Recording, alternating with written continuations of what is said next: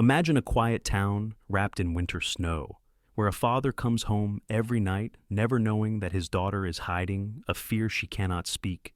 Imagine a loyal German shepherd who senses every tremor of her heart and guards her like a silent knight. And imagine the moment when the truth begins to melt through the ice of silence. Tonight, we follow a journey of love, healing, and the quiet miracles that unfold in the coldest seasons of life. Before we begin, tell me in the comments where you are watching from.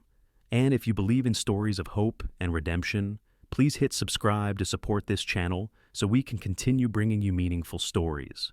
The town of Northwood Hill in early December looked as if God himself had dipped the entire landscape into milk-white paint. Snow-covered rooftops and drifted over fences like silent ocean waves frozen mid-motion. Street lamps glowed through flurries of falling snow, turning every corner into a haloed hush of winter reverence.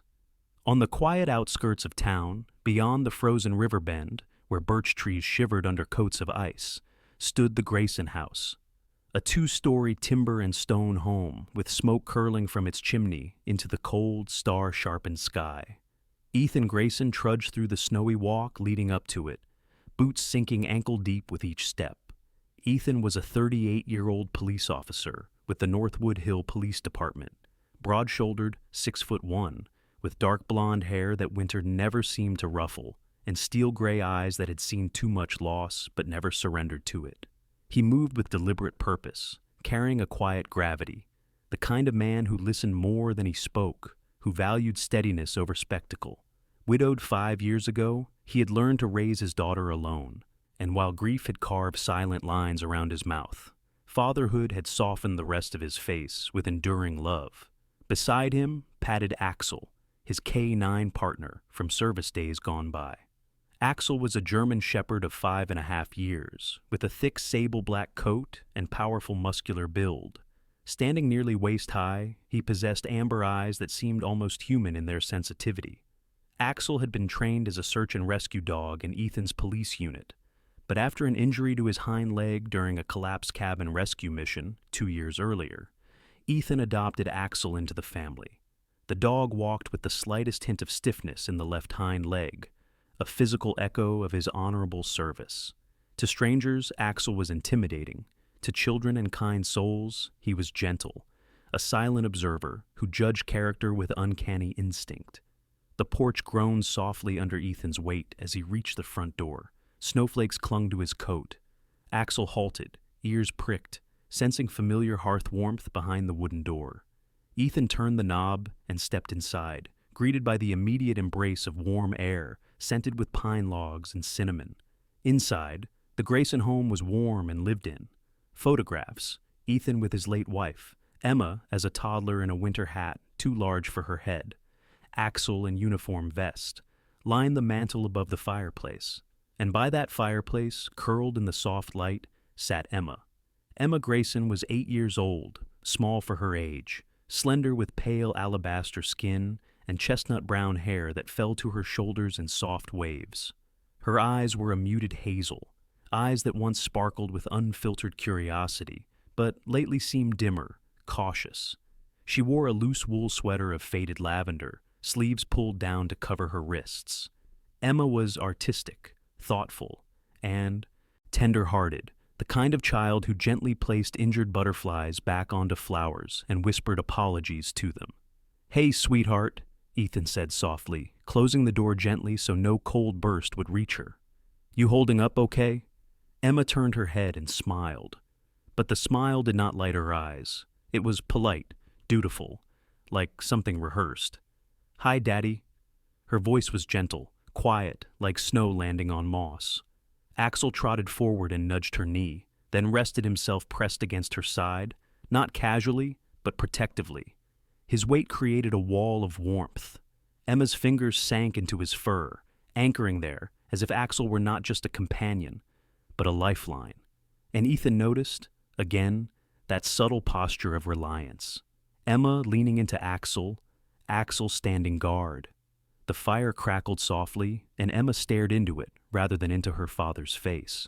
Ethan unbuttoned his coat, hung it, and watched her, concerned but uncertain. It was not the first time he had seen this change in her.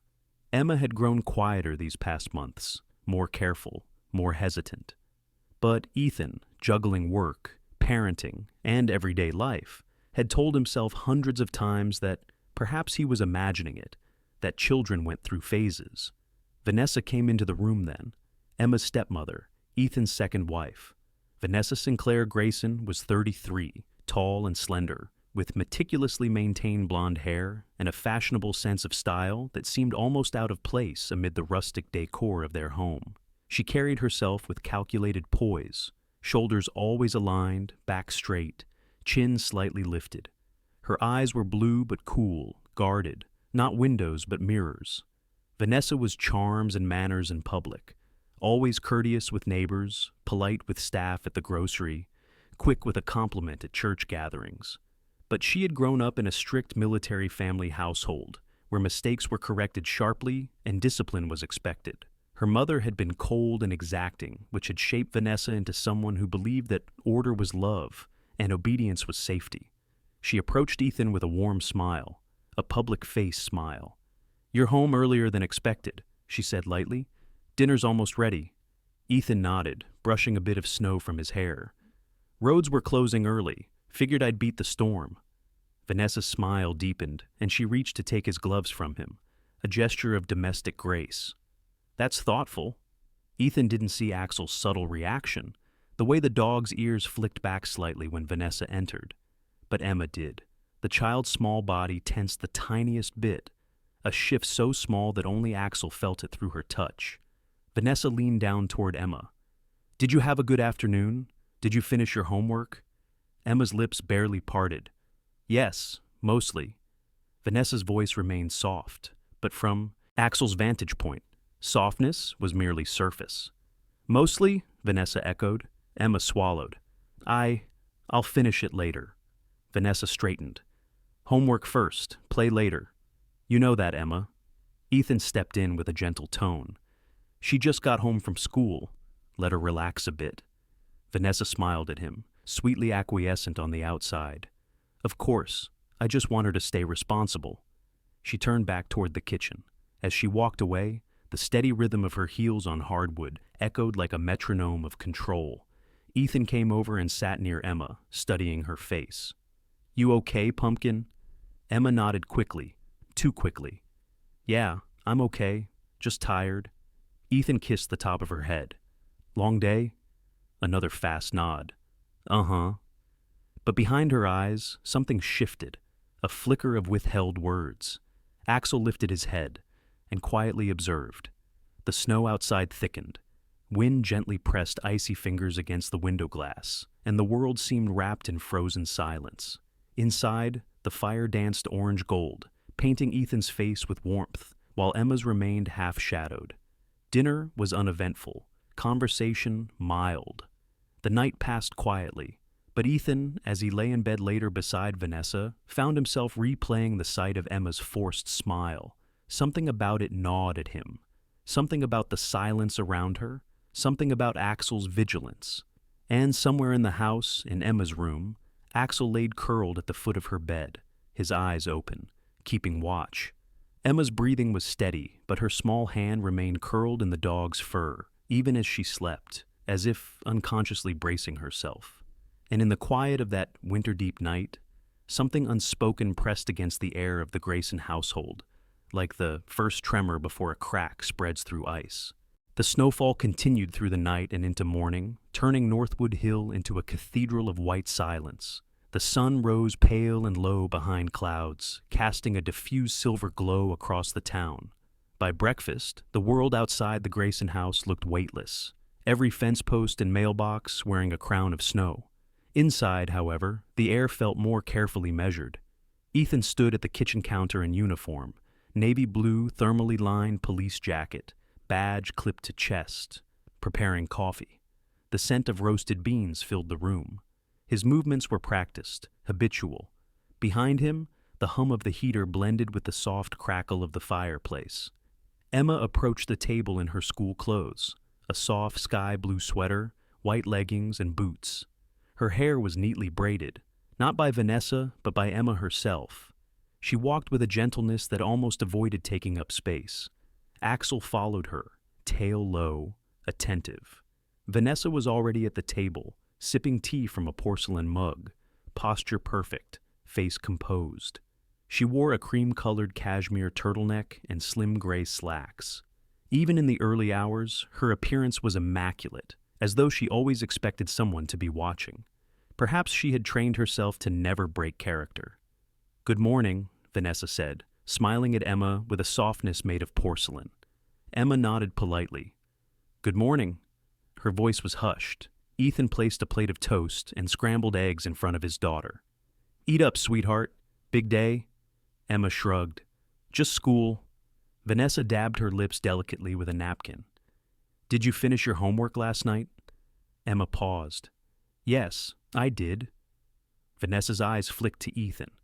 "See, a little structure goes a long way." Ethan smiled faintly, but didn't reply. When breakfast ended, Ethan kissed Emma's forehead and headed out early for work. His police truck rumbled in the driveway, and as he drove away, Axel stood at the window, watching, the way a sentry watches the gate. Inside, silence replaced warmth. Vanessa turned to Emma. "You have 10 minutes before we leave for school. Make sure your bag is packed." Emma nodded quickly. "Yes, ma'am." Then she moved toward the living room, Axel at her heels, almost touching. Vanessa watched them go, eyes narrowing slightly. Never hostile, just assessing. In the car, Vanessa drove Emma to school in the slate-gray SUV Ethan had purchased earlier that year. The interior smelled faintly of leather polish and peppermint gum. Vanessa drove with both hands on the wheel, posture straight, movements controlled. "Did you sleep well?" Vanessa asked. Emma hesitated before answering. "Yes." "You don't sound confident." Emma stared at the window, foggy from breath. "I slept okay." Vanessa exhaled lightly, a sound almost like disappointment. "Emma, clear. Communication is important. People respect those who speak clearly and directly." Emma said nothing. Vanessa continued, voice smooth. "And remember, trying hard matters. People won't value you if you don't try your best." Emma pressed her lips together. "I know. But she didn't say I agree. She didn't say I feel safe. She didn't say I'm happy. Just, I know." It was the reply of someone who had learned to keep her true thoughts folded away. Northwood Hill Elementary School sat near the center of town, red brick beneath frost-powdered roof lines. Smoke rose from heating vents, drifting like warm ghosts into cold air. Children bundled in bright coats spilled from cars and buses, their laughter puffing into clouds of steam. Emma stepped out into the snowy parking lot, holding her backpack straps tightly. Vanessa reached over to tuck a stray lock of hair behind Emma's ear, a gesture soft enough for public view, but her other hand gently gripped Emma's wrist under sleeve, just enough pressure to remind her of something unspoken. "Be respectful. Do your work. Don't draw attention through drama." "Yes, ma'am." Then, with a final pat on Emma's shoulder, Vanessa drove away. Emma watched the car go, breath frosting the air, and then she walked toward the school doors. Alone. Mrs. Helen Marston greeted students at the entrance. She was a woman in her mid-50s with graying auburn hair cut to shoulder length, a warm face lined from decades of laughter and concern, and earth-toned clothing that gave her a cottage-like presence. She had gentle hazel eyes behind wire-frame glasses, eyes that had seen children cry, grow, stumble, and flourish, and she had never once ignored a hurting child. When Emma approached, Helen smiled warmly. "Good morning, Emma." Emma tried to return it. "Good morning." Helen noted the reserved tone, and the sleeves pulled over wrists again. She bent slightly, lowering her voice so only Emma could hear. "Cold morning, hmm?" Emma nodded. "It is." Helen didn't push, just smiled.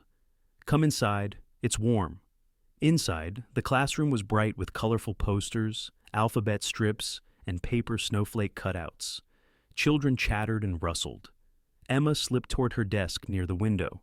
At arithmetic time, Helen observed, Emma worked quickly, almost robotically, as if her focus were survival instead of curiosity.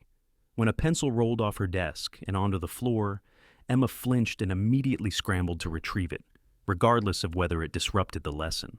Helen noticed. When paint time arrived later, children chatted as they worked with brushes and palettes. But Emma painted silently. Careful strokes. No mess. No risk. Helen moved beside her. That's a lovely shade of blue you've chosen. Emma glanced up, uncertain. The teacher's voice softened. You don't have to speak, Emma. Just, if something makes you feel heavy inside, you can tell me. Anytime. Emma swallowed. I don't want to bother anyone. Helen's brow creased gently. You could never bother me. Emma blinked, and her eyes glossed with something like longing. Not a cry, not a confession, just longing. At home that evening, Ethan entered later than usual. Snow was starting again, delicate flakes like whispers drifting downward. Daddy! Emma greeted him with a smaller smile. Not joyful, but relieved. Ethan hugged her tight. There's my girl. Vanessa entered from the kitchen, her voice cordial. Long shift. Ethan nodded. Just paperwork, nothing dramatic. Axel moved between Ethan and Emma, sniffing the air. The dog's gaze turned to Vanessa briefly, then back to Emma, always triangulating. Later, after dinner, Ethan sat with Emma near the fire. How was school? It was okay. No problems? No. Axel nudged her hand. Emma corrected herself softly. Well, Mrs. Marston talked to me. Ethan's brows softened. She's a good teacher. What did she say? She said, I can talk to her if something is wrong. Ethan inhaled slowly. Is something wrong, sweetheart? Emma looked at him. For a split moment, she almost spoke. Almost. Her lips parted, her eyes filled. But then she shook her head. No, I'm fine. Axel's here. I'm safe. Ethan's heart squeezed. He kissed her forehead. You're always safe with me, too. She nodded, but didn't answer. Later that night, Emma slept curled against Axel once more, hand buried in his fur. The German shepherd remained wakeful, lifting his head occasionally to listen to the house settle in the storm. Vanessa and Ethan lay in the master bedroom. Vanessa turned in her soft silk nightwear toward Ethan. She's quiet lately, withdrawn. I'm worried about her emotional development. She can't be this sensitive forever. Ethan frowned slightly. She's just a child. Yes, Vanessa replied, but children need shaping. The world won't bend for her. Ethan's voice softened with iron beneath it. I don't want the world to be harsh with her, and I don't want home to be either. Vanessa blinked, slowly. I would never harm her. Ethan said nothing. But in the quiet of that snowy night, Axel's ears twitched down the hall, and Emma, half asleep, sighed, murmuring something into her pillow that only Axel heard. And winter deepened. Northwood Hill. Elementary shimmered under a low winter sun that could barely pierce the thick cloud cover. The wind blew off the frozen river, carrying with it sharp flurries of snow that danced across the schoolyard. The playground equipment, slides, monkey bars, swings, stood like bright islands in a white sea. Children ran and shouted, bundled in coats like tiny moving snowmen, their laughter floating through the brittle air. Emma Grayson moved through the schoolyard quietly, almost ghost-like. She walked with her hands tucked inside her sleeves, clutching fabric instead of touching the world. She was careful not to bump into anyone, careful not to leave footprints too loudly in the snow. Axel wasn't with her at school, but his absence was a phantom, someone who would have stood between her and the world. At recess, two girls from her class, Lucy Harper and Emily Ross, chased each other in circles, giggling. Normally Emma might have joined them, but today she simply sat on a bench covered in frost. Lucy paused long enough to call out, Emma, want to play tag? Emma looked up with an automatic smile, the polite smile she wore so often lately. Oh, maybe later. Lucy frowned slightly, confused. Emma had once been animated, playful, the girl who invented pretend kingdoms in the snow. Now she seemed like someone holding a handful of fragile glass, afraid anything might break. Inside the school, Ms. Helen Marston watched Emma through the classroom window. She stood with arms crossed loosely, not in irritation, but in study. Helen was a believer in patterns, emotional patterns, behavioral patterns. And Emma's pattern whispered concern. Later, in class, students were given paint sets to color scenes of winter animals. Foxes in snow, birds on branches. The sound of brushes clinking in cups echoed lightly through the room. Emma's watercolor box slipped from the desk. It fell to the floor, and it made a soft clatter. Nothing loud, nothing dramatic. But Emma reacted as if glass had shattered in a cathedral. She jerked down, snatching up brushes and trays with immediate haste, whispering, "I'm sorry. I'm so sorry. I'll fix it." Her voice carried panic disproportionate to the event. And this time, Helen spoke. "It's all right, Emma," she said gently. "It just fell. No big worry." But Emma didn't stop. She scrubbed at a small paint smear on the floor with the edge of her sleeve, breathing too fast. Helen slowly knelt beside her, lowering herself to Emma's level. She reached out, not touching Emma, simply setting a hand gently onto the fallen paint tray. "Emma, look at me." Emma froze, then, slowly, lifted her eyes. Helen's voice was warm, steady. "You don't have to apologize. Accidents happen. You're not in trouble." Emma swallowed. Her voice trembled. I should be more careful. I don't want to disturb anyone." Helen watched that sentence land like a stone in her chest. There it was again, that fear of inconvenience, that belief that existence was disruption. Helen's tone softened even further. "You exist, Emma. You're allowed to take up space in this world, to make noise, and yes, even to drop paint boxes. That's part of being human." Emma stared at her teacher, eyes wide. It was as though someone had spoken to a part of her that had been starving for a long time. Helen smiled, not a small smile, but a full, reassuring one. "Leave the paint. I'll clean it later." Emma hesitated, then nodded, but there was something in her face, something like confusion, not understanding why she wasn't being scolded. Later that week, Helen contacted the school counselor. Her name was Sarah Patterson, a supporting character introduced here. Sarah was in her early 40s, average height with olive brown skin and curly black hair tied back with a clip decorated with little silver leaves. She had a calming presence, a voice that was soft but resonant, the kind of voice that could coax a frightened bird into someone's hand. She had spent 17 years working with children in emotional distress, and had learned to listen for the things a child didn't say. Helen spoke to her privately in the staff room. "I'm concerned about Emma Grayson." Sarah nodded, listening. Helen continued. "She's fearful of making minor mistakes. Her body language is withdrawn. She reacts to accidents like they're catastrophes." Sarah wrote down notes, thoughtful. "Family issues?" she asked gently. Helen paused, choosing her words carefully. "She has a stepmother who... I can't place it precisely, but something in Emma's silence feels practiced." Sarah closed her notebook thoughtfully. "I'll observe her for a few days." And observe she did. 2 days later during lunchtime, while children burst with chatter and crumbs and excitement, Emma sat at her table, picking at her sandwich. Sarah approached with a warm smile. "Mind if I sit?" Emma glanced up. "Oh, okay." Sarah lowered herself gracefully into the chair. "You must be Emma. I'm Mrs. Patterson. I help students when something is bothering them." Emma's throat bobbed. "I'm okay." Sarah smiled lightly. "You know, a lot of children tell me that, but sometimes I'm okay means I'm trying very hard to be strong." Emma looked down. Her voice was small. "Sometimes." Sarah gently asked, "Do you ever feel worried at home?" Emma froze. A long pause. Her fingers tightened around the crust of bread, but she shook her head. "No." Sarah didn't push harder. Instead, she shifted ground. "Tell me something that makes you feel safe." Instantly, without hesitation, Emma answered, "Axel." There was no thinking, no filtering, just truth. Sarah smiled. "The dog, the big one, he's beautiful." Emma brightened slightly. "He always protects me. He knows when I'm scared. He just knows. And Sarah realized something.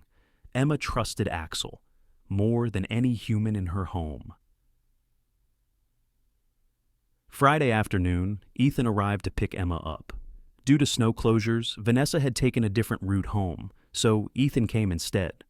Inside the school lobby, children tugged on coats and zipped boots while parents signed them out. Sarah approached Ethan.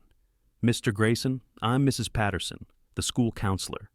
Ethan extended his hand, friendly, curious. "Nice to meet you." Sarah's eyes were soft but serious. "I've been observing Emma. She's bright, thoughtful, but also cautious. I'd like to schedule a conversation sometime. Not urgent, just important." Ethan's face shifted, concern flickering. "Is she okay?" Sarah nodded gently. "She isn't disruptive. She isn't misbehaving. She's just afraid of disappointing anyone. That suggests pressure, somewhere." Ethan inhaled slowly. He forced a small smile. "I'll talk to her more. And yes, I'm open to meeting." Emma emerged then, coat zipped high, scarf tied tightly, backpack hugged close. When she saw Ethan waiting instead of Vanessa, her whole body softened. She ran to him, arms spread. "Daddy!" Ethan caught her up, lifting her gently. "Well, there's the best girl in the world." Emma clung to him, and Sarah saw, unmistakably, Emma trusted this man deeply. Emma and Ethan walked to the truck. Snow fell heavier now, in thick clusters. The truck engine hummed as they settled inside. Emma leaned into her father, whispering, "Daddy, can Axel come get me every day someday?" Ethan laughed softly. "If school allowed dogs, sure." Emma fell quiet, then murmured, "He makes everything feel okay." Ethan looked down at her, tenderly. "I want to make you feel okay too, Pumpkin." Emma's voice was soft. "You do, but sometimes, when you're not home." She didn't finish. She didn't need to. That night, long after Emma went to bed, Ethan stood near her door, watching through the crack. Axel lay curled beside her mattress. Emma's hand rested in his fur even in sleep. Something tightened in Ethan's chest. Something was wrong. Now he could no longer tell himself it was imagination or a phase. Emma trusted him, but Emma needed Axel. That was different. That meant she felt unsafe, just not with him. And Ethan Grayson, who had faced armed suspects and burning wreckage in his life, suddenly felt powerless in the face of a child's quiet fear. But he swore to himself, in the silence of the winter night, "I will find out what's hurting her, and I will stop it." The storm that morning came with a slow, steady fall of snow, the flakes drifting like quiet feathers through the heavy air. Northwood Hill was wrapped in white, muffling silence, as though winter wanted to hear every heartbeat, every whispered tension, every unspoken truth. Ethan had switched shifts with a colleague and was home on an unexpected weekday morning. He sat at the dining table, laptop open, reviewing patrol logs and correspondence. Axel lay beside his chair, eyes half closed but alert in that canine way, resting yet listening. Emma sat curled in an armchair with a blanket around her legs, reading a book. The peace felt almost ordinary, until there was a knock. It wasn't loud, just a firm, professional triple tap. Ethan glanced up, frowning. They weren't expecting anyone. He stood, walked to the door, and opened it. On the porch stood 2 CPS representatives and 1 police officer. The first CPS worker, Janice Rowland, was in her early 50s, short and sturdy, with a warm, sympathetic face framed by salt and pepper hair. She wore a navy coat, scarf neatly tucked inside, and held a leather-bound folder. She had spent more than 20 years in child services, known for being gentle but thorough, someone who approached families with respect rather than accusation. Beside her stood Michael O'Connor, a younger CPS trainee in his mid-20s, tall and earnest-looking, with tousled brown hair and glasses. His role was primarily observational, supporting Janice while learning procedure. His expression was thoughtful but neutral, careful not to prejudge anything he might encounter. And with them was Officer Laura Hayes, a fellow officer from Ethan's own department. She was in her early 30s, compact and quiet, with short sandy hair and calm brown eyes. Laura was known for de-escalation skills and strong emotional intelligence. She gave Ethan a small nod of recognition and reassurance. Ethan blinked in surprise. Janice, Laura, I wasn't expecting... What's going on? Janice offered a gentle professional smile. Mr. Grayson, we received a report from the school regarding concerns about Emma's emotional well-being. We're here for a wellness visit, just to ensure everything is all right. Ethan's stomach tightened. A report? From who? Janice didn't give a name, as protocol required. We can't disclose the reporting party, but please understand, this isn't an accusation, just a standard welfare check. Ethan nodded slowly, stepping aside. Of course. Come in. The three entered. The warm air pressed against their coats as they stepped across the threshold. Axel rose immediately, posture alert. Ethan placed a calming hand on the dog's head. It's all right, buddy. Emma looked up from the chair, eyes uncertain. Officer Laura greeted her softly. Hi, Emma. It's nice to see you again. Emma nodded, remembering Laura from community, events and neighborhood patrols. Janice's voice was friendly. Emma, we're just here to talk a little and make sure you're feeling happy and safe at home. Emma looked to Ethan first. He gave her a reassuring nod. You're okay? Just answer honestly, sweetheart. Emma inhaled. Axel moved to sit beside her, as if by invisible agreement. Janice glanced around the living room. Could we sit? Ethan gestured. Please do. They all sat, Emma in her armchair, Axel at her feet. Ethan took the sofa. Vanessa emerged from the kitchen then, wiping her hands on a dish towel. She wore a burgundy sweater and dark slacks, composed as always. Oh, I didn't know we had visitors, Ethan explained calmly. CPS visit, routine check. Something flickered in Vanessa's eyes, brief, unreadable, before she smiled pleasantly. Of course, whatever you need. Janice nodded with respect. We appreciate your cooperation. She turned gently to Emma. Now, Emma, I'd like to ask you a couple of questions. Take your time. There's no right or wrong answer. Emma nodded. Janice asked softly, Do you feel safe in your home? Emma's eyes drifted from Janice, to Ethan, to Vanessa, then to Axel. She hesitated, then spoke quietly, not loudly enough to be defiant, not timid enough to be irrelevant, just honest. I feel safe when Dad's home, and when Axel's here. Janice nodded slowly. That's good. Feeling safe sometimes is better than not at all. But how do you feel when Dad is not home? Emma looked at her hands. Her voice became softer. And sometimes I feel worried. Janice didn't react dramatically. She simply nodded with compassion. That must feel heavy. Emma nodded. Axel pressed gently against her leg, as if grounding her. Janice continued. Is there anything at home that makes you uncomfortable? Emma's eyes lifted to Vanessa for a moment, reflexively, then back down, and without describing or recounting anything specific, she simply said, I just feel like I have to be perfect all the time. The sentence lingered like mist. Vanessa spoke up, voice smooth. Well, I try to encourage responsibility. Children need structure, but I would never... Janice raised a polite hand. Thank you, but I want to focus on Emma's feelings, rather than adult explanations right now. Vanessa closed her mouth slowly. Officer Laura offered Ethan a measured glance, professional, reassuring. Ethan spoke gently to his daughter. Emma, sweetheart, you can tell the truth here. Nobody is angry. I just want to understand. Emma's fingers curled into Axel's fur. She whispered, When you're gone, I'm scared of making mistakes. No details, no accusations, just emotion. Silence filled the room. Then Janice stood. Thank you, Emma. You were very brave to share that. She turned to Ethan and Vanessa. We would like to request that Vanessa temporarily stay elsewhere while we complete the assessment. This is a precaution, not a judgment. Vanessa stiffened. That's unnecessary. Officer Laura's voice was calm, respectful. Vanessa, this isn't punitive. It's standard protective policy for children expressing significant emotional fear. You're not being accused of anything. We just need to create space.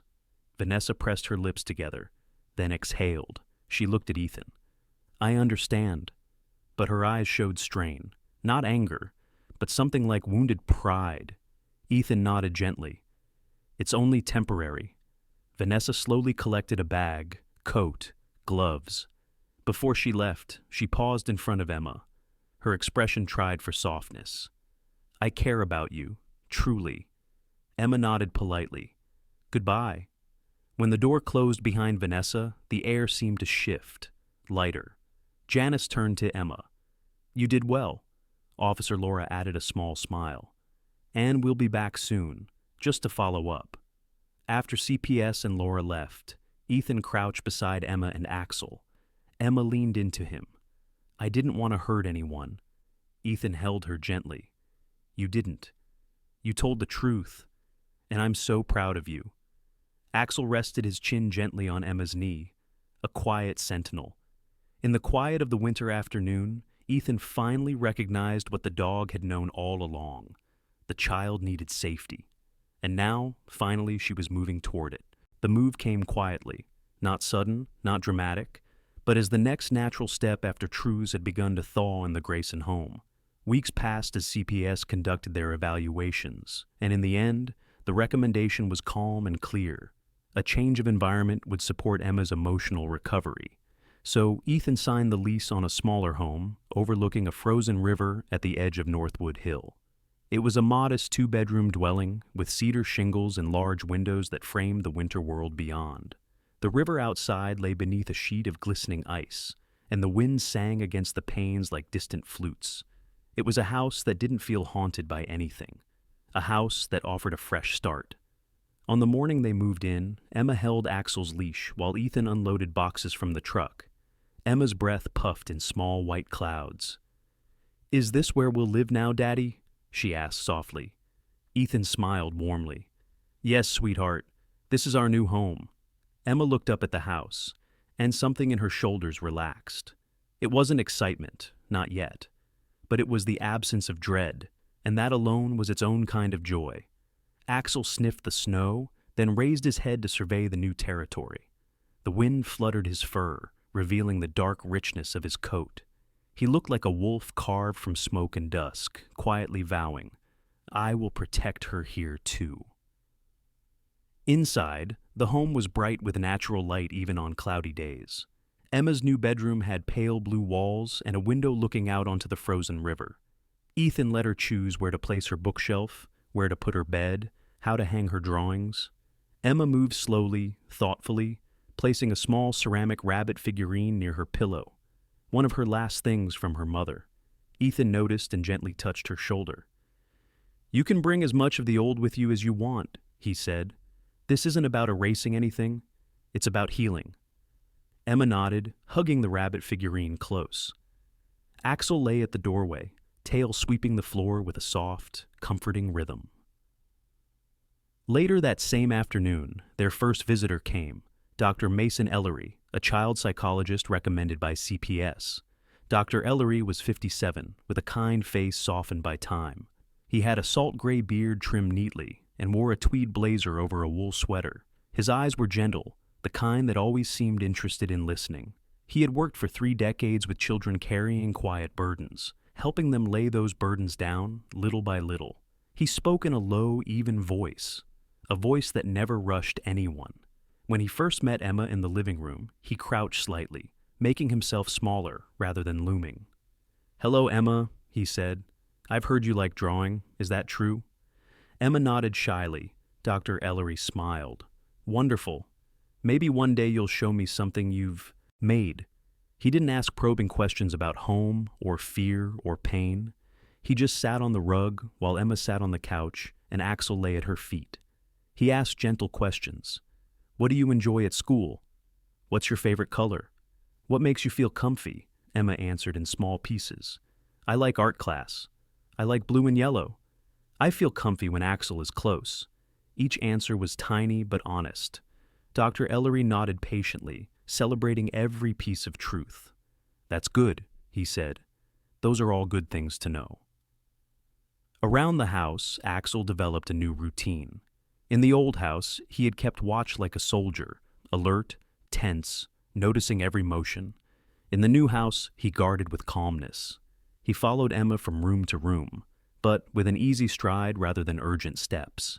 He would lay across her doorway at night, not like a gate, but like a warm rug. Emma settled into new patterns, too.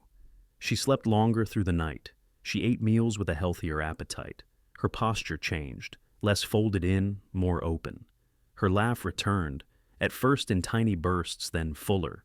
She even asked Ethan questions again, the curious kind.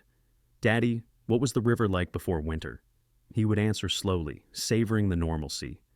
"In summer, the water is clear and fast. You can see fish moving like silver ribbons beneath the surface."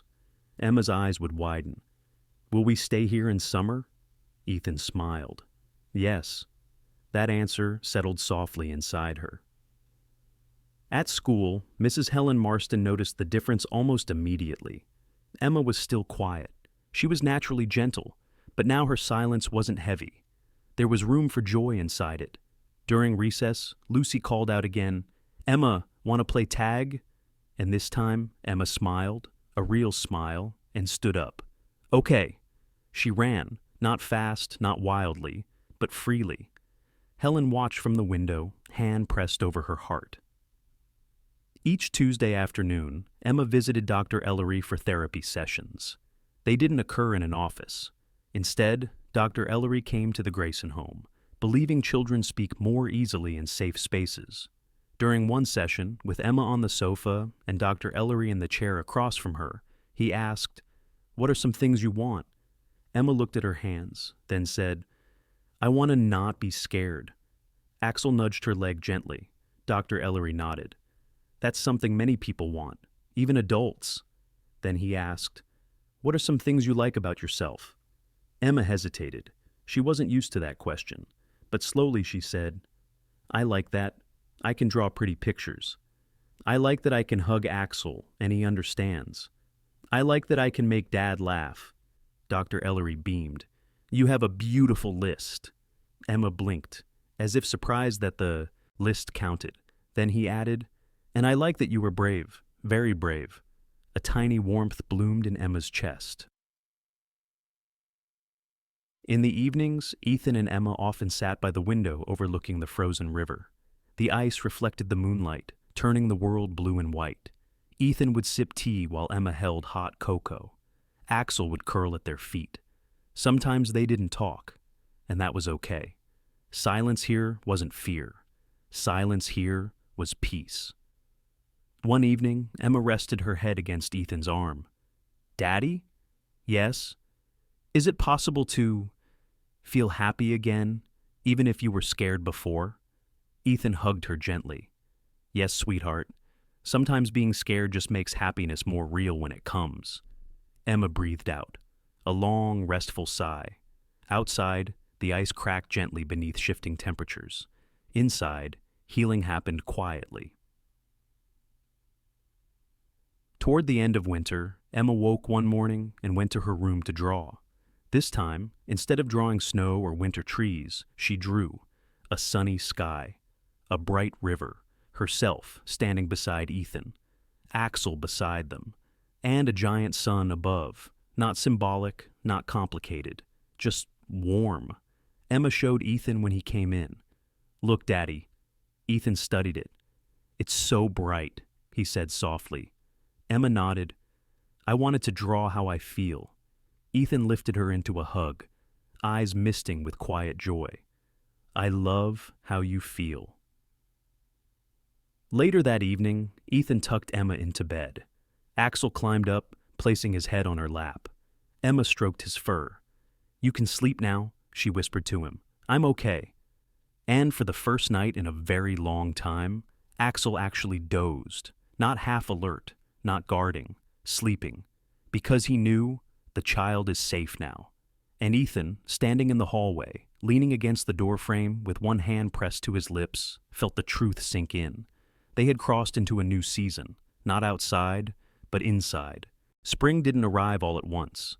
It came slowly, almost shyly, as though it feared waking winter's memory. The snowbanks melted first into small rivulets that traced delicate paths across the ground. Then the frozen river began to crack in long, glassy veins, revealing water beneath that murmured with life. Northwood Hill transformed from a landscape wrapped in stillness into one washed in soft light, the softest shade of morning gold. Inside the Grayson home, the seasons seemed to change in parallel, warmth entering slowly, gently, settling into corners where shadows once lingered. Emma woke earlier these days, not from fear or nightmares, but from curiosity. She would pad across the wood floor in her socks, go to the window, and whisper to the river, "Good morning," as though the world might whisper back. Axel followed her faithfully, though now with relaxed steps rather than guarded paces. He would stretch, yawn long and low, then settle beside her. Ethan noticed that when he looked at Emma now, he no longer saw a child folding inward, but one expanding into herself again, tentatively but truly.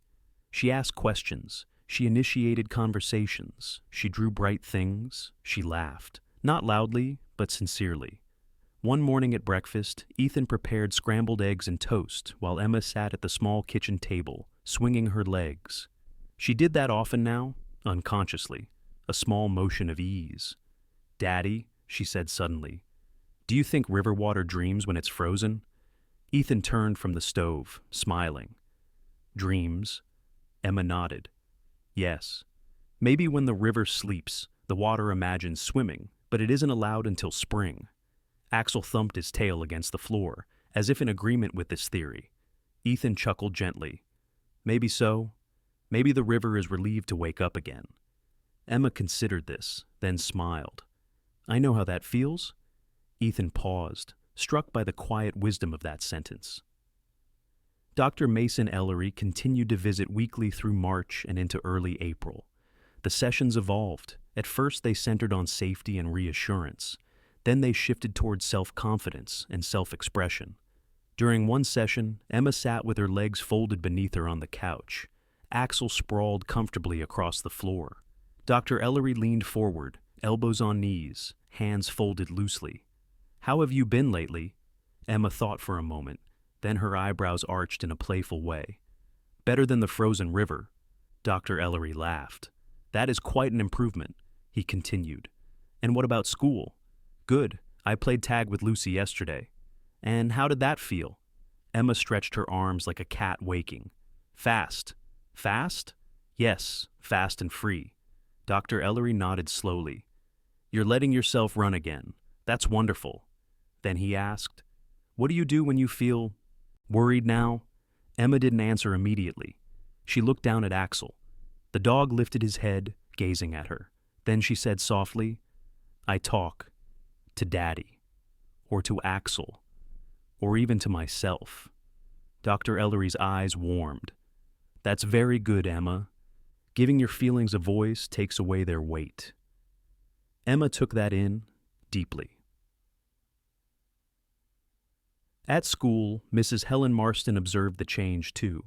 Emma raised her hand in class occasionally now, not often, but more than before.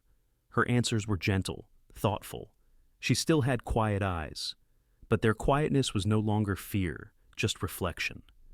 One day at recess, Emma and Lucy sat on the swings, feet brushing backward through thawed patches of grass. Lucy said, "You seem happier." Emma shrugged lightly. "Maybe spring woke me up." Lucy laughed. "Then I hope summer makes you dance." Emma grinned, so wide that Helen, watching from nearby, had to take a steadying breath. In the evenings, Ethan sometimes played the old guitar he had tucked away years ago. The sound of it filled the house like sunlight in musical form. Emma would sit cross-legged nearby, eyes half closed, humming along. Axel would rest, one ear cocked to the melody, tail swaying in time. One night, Emma asked, "Daddy, do you think Axel remembers everything?" Ethan strummed gently. "I think he remembers the important things." "What things?" "Who needs him, who loves him, and who he belongs with." Emma rested her cheek against Axel's back. "We belong with each other." "Yes," Ethan murmured. "We do." Then came the moment that marked a quiet triumph. Emma sat at the coffee table one rainy evening. April rain, not winter snow, with her drawing supplies spread before her. Ethan washed dishes in the kitchen while Axel dozed near the hearth. Emma took her time with the drawing, carefully choosing colors, bright ones. She sketched the river, no longer frozen. She drew herself on the bank beside Axel and Daddy, with the sky wide open and dotted with sunshine. She wrote, in small, careful letters above, "Our new beginning." When she finished, she didn't say anything. She simply walked to Ethan, tugging his sleeve. "I made something." Ethan dried his hands and followed her into the living room. She held up the drawing. For a moment, Ethan didn't speak. A lump rose in his throat. "That's beautiful," he finally whispered. "May I hang it up?" Emma nodded vigorously. "Yes, in the living room, where everyone can see." Together, they found a place above the mantel, framed by two small family photos. Emma held the drawing while Ethan pressed the thumbtack gently into the wall. When they stepped back, Emma looked at it with open-faced pride. That was new. Later that night, after Emma drifted to sleep with Axel at her feet, Ethan lingered in the hallway. He watched through the slightly open door. Emma slept calmly, no furrowed brow, no tense grip on blankets. Just rest. Axel, for the first time, wasn't positioned like a shield, but like a companion, his body relaxed, breathing deep dog dream breaths. Ethan leaned his forehead against the wall, letting tears gather slowly in his eyes. Not tears of grief, not guilt, but relief. A soft murmur escaped him. "We're okay now." He knew the journey wasn't over. Healing is not a switch, but a season. But they had left winter behind, not outside, but inside. Weeks later, the first truly warm day arrived. Emma and Ethan walked beside the riverbank trail while Axel galloped ahead, occasionally doubling back to check on them. The air smelled of earth and thawed water. Seagulls circled overhead. Emma tilted her face to the sun. "I don't feel scared anymore." Ethan squeezed her hand gently. "If fear ever comes back, we'll face it together, just like we face everything." Emma nodded. "I know." Axel barked happily, chasing a drift of leaves. Emma ran after him, laughter rising into the air like a bird finally freed. Ethan followed, smiling. And under the bright sky of Northwood Hill, the Grayson family stepped into their new season, their new beginning, carrying forward only the lessons of winter, not its weight. In the quiet ending of this story, we are reminded that God's miracles do not always arrive with thunder or bright signs. Sometimes they come softly, through the loyalty of a dog who refuses to give up, through the love of a father who listens even when words are hard to speak, and through the strength God places in ordinary people when they feel they have nothing left. In our everyday lives, we face storms of our own moments of loneliness, worry, or doubt. But God walks beside us even then. He guides our steps, protects our families, and sends help in ways we often only recognize afterward. If this story touched your heart, please share it with someone who may need encouragement today. Leave a comment to tell us your thoughts and type Amen if you believe in the quiet miracles God sends. And please support the channel by subscribing so we can continue bringing stories of faith, hope, and gentle redemption. May God bless you and your loved ones with peace, protection, and strength.